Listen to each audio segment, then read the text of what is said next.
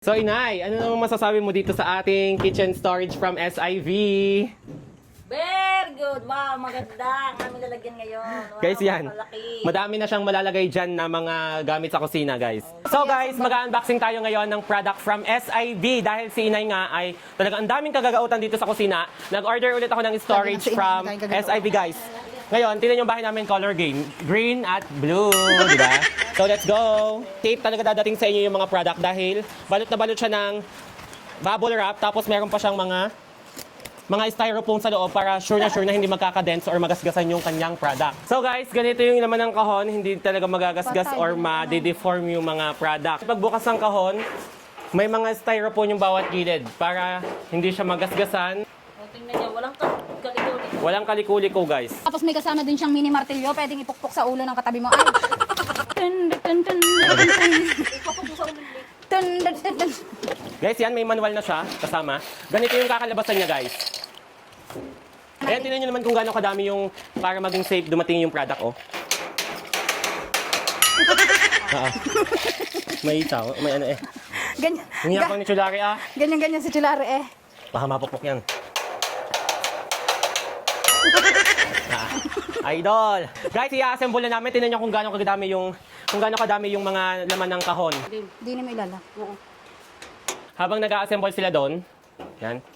Nag-assemble sila doon, mag-aayos ako dito ng pinto. Yung pinto nga pala niya ay katulad nun. Ayan, guys. From SIV din yan, kitchen storage yan. Ngayon, ilalak natin siya. Ang kuyukot ko'y naipit na din eh. So, ayan, guys.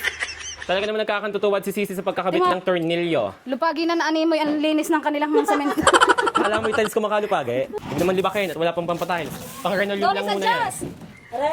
Ayan, oo, konti lang. Uy, pengi ako ng ding-ding. Dinala nyo ng lahat dyan. Mga doon, hindi na namin yung kaya. So guys, ayan, habang nag-assemble sila dito, inayos ko naman tong pinto ng drawer. Ang ganda, transparent siya. Ay, pakita mo itong mga pinto.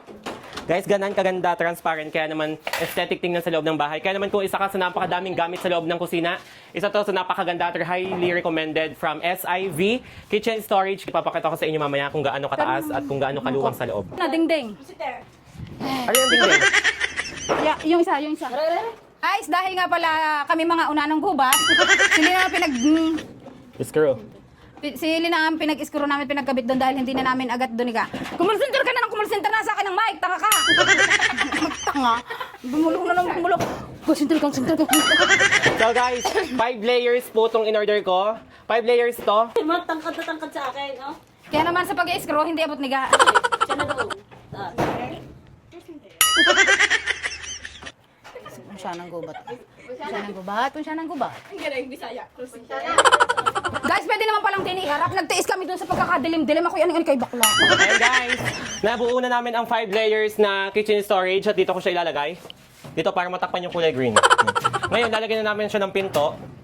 Para yung mga kaldero, mga hindi ginagamit na mga pangluto, din paglalagay lahat. Dahil ang hirap nung lahat ay nasa lababo, hindi ka na makakailos, mga ultimong pinggan, wala na malagyan. Ayun o, tingnan nyo kung gaano kaluang dito. Guys, isa pa sa na pagtanto ko, hindi lang siya pang kitchen storage. Pwede din siya sa mga nagtitinda ng mga delata, gulay. Sa may mga Ayan, grocery. mga grocery stores. Kasi madami kayong mailalagay doon sa loob kasi malawak yung loob tapos meron pa kayong pinto. Katulad nito, oh. Hindi siya mapapasukan ng mga anumang insekto. O, di ba? Ang ganda. Buo na ang aking storage para sa kitchen. Kaya niya, maganda yan. Di pinto yan, guys. Maluwang. Di ba? Perfect! Ang gaganda pa ng kanyang pinto kasi yung pagkapinto niya, transparent. Aesthetic siya ilagay and ilalagay ko na siya dito. Yan, let's go. Kaya naman guys, kung isa ka sa mga nanay na talaga namang gusto mo maging organized yung mga gamit nyo sa kusina or sa meron kang grocery store, napakaganda nitong gamitin para sa isang mga may tindahan or sa loob ng isang bahay, guys. Sisi, let's go. Alsi, aring, teka lang. Kaya naman, aring lagi. Teka to, alsi mo yun. Yan sa green. Sa pa, adjust mo pa din eh.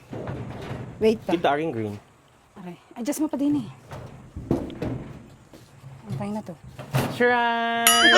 Guys, kung sa mga gustong mag-order ng product from SIV, ilalagay ko sa yellow basket, guys. Andito siya sa baba ng pangalan ko, yellow basket, nakalagay dyan ay kitchen storage. I-click na ang yellow basket at i-place na ang inyong order para naman ma-organize ang mga gamit nyo sa loob ng kusina. Ayan, napakaganda siya, guys. Hindi namin ito i-recommend kung hindi kami nagandahan at hindi kami natibayan sa kanilang product, guys. Yan. Madami na kaming product from SIV. Di ba? Ang ganda. May 6 layers yan. Hindi ko alam kung available. 5 layers yung in-order ko. 100 yung ganito, yung in-order ko ngayon, itong in-order ko, 100 tong lapad. Pero hindi ko, may available na 120, so mas malapad dito. So Inay, ano naman masasabi mo dito sa ating kitchen storage from SIV? Very good. Wow, maganda. Ang aming lalagyan ngayon. Wow, Guys, yan. malaki. Madami na siyang malalagay dyan na mga gamit sa kusina, guys. Ang ganda. Yan. Ayusin natin siya dito sa... Malaki siya. Yes, guys, ang in-order ko ay malaki na at 5 layers para madaming malagay sa kusina. Ang kanyang gin. Oh, duwang ang lalagyan. Thank you so much. Click the yellow basket and place your order now.